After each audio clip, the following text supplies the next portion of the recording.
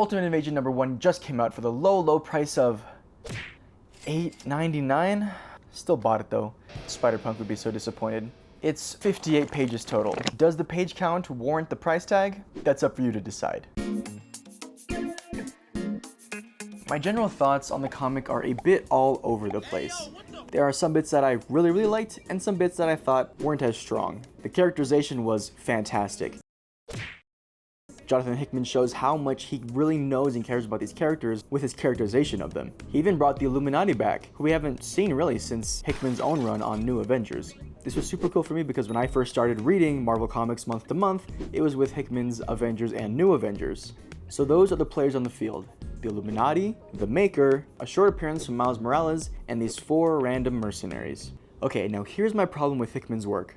Whoa, don't worry, just hold on, hear me out for a second. I love Hickman, I really do. I loved his Avengers runs, and Secret Wars I still believe is the best Marvel event to date. But that doesn't mean that his style of writing has to be exactly my cup of tea. Don't get me wrong, the man has ideas, and that's what I admire most about him. Seriously, the man has more ideas in his left earlobe than I do in my entire body. But the way he paces his stories isn't exactly for me. Or maybe it's just not for a month-to-month comic, as opposed to reading them all in trade or in a graphic novel format. Some scenes that could be done in a page or 2 or 3 are done in 16 pages. 16! That's 2/3 of a regular sized issue for an opening scene. Granted, I understand why it was done. The first scene is about 4 mercenaries who break into an establishment to rescue the man they were hired by, the Maker, or the Reed Richards of the Ultimate Universe, Earth 1610. Each of these mercenaries was chosen because their specific genetic sequences allows the Maker to use this device to rip their atoms apart and recombine them to create a version of himself, the Maker. But it was done in order to create a sense of suspense and intrigue while establishing the Maker as a dangerous, hyper-intelligent being. And granted, it's a good scene. It does a good job setting up the tone for the rest of the issue and the series. But for my taste, it's a bit too long and drawn out. But, feel free to disagree. No, wait. While it's not quite my cup of tea, this is Hickman's writing style. I'm pretty positive that the length of this opening scene and its events will have more payoff in the future. That's what it's like to read a comic by Jonathan Hickman. He sets things up so far in advance so that when it's paid off, you go, "Oh, you clever little man." The rest of the issue shows the Illuminati gathering together because in a move of big dickitude, the Maker went to each of the places that is important to them, Atlantis, Wakanda, the Baxter Building, and stole something valuable. But the thing is, he didn't need to steal all the things that he did. He wanted each member of the Illuminati to know that he's up to something. We fast forward and the Maker sneaks into Miles Morales' room as he's sleeping, as you do. And he invites him to go back to the Ultimate Universe with him. He says something to the effect of, "You and I are the only survivors of a dead universe." Which I don't think is true. I'm like 99% sure there's like other people from the Ultimate Universe that have moved over. It's probably just more like, "Miles Morales, you and I are the only 2 characters from the Ultimate Universe that are still relevant."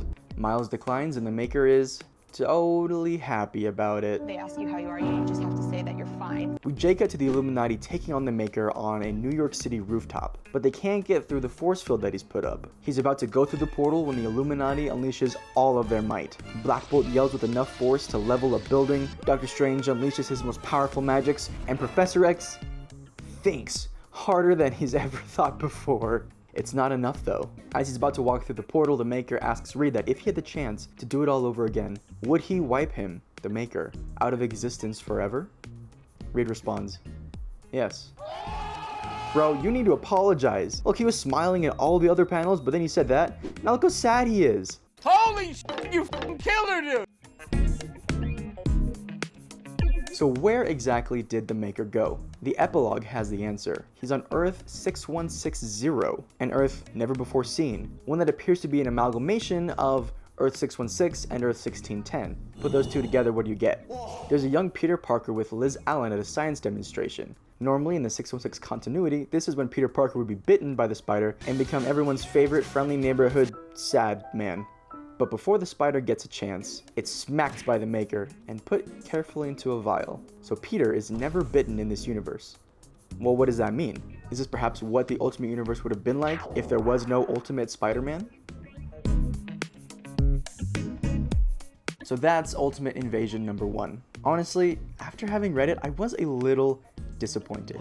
I felt like a lot more could have happened in this issue, but I understand that it probably would have ruined the pacing that Hickman had set up for the next issues and the rest of the run. But like, the first scene was 16 pages long, and then the next 5 scenes, the main chunk of the story, was 20 pages. That's crazy! This is the type of book that I think I would like to read as a trade, but all on its own, it's okay. There's a lot of groundwork setting that I feel could have been better used in a 0 issue or something like that. Luckily though, the rest of the issues of this series are only $6, which is still quite a bit for 30 odd pages. But I would say that if you enjoy Jonathan Hickman's writing, then there's no reason for you not to pick this up. But if you can't really afford $6 to $9 books, go ahead and wait for the trade. If there's one thing I've learned, it's that Jonathan Hickman is not a comic book writer.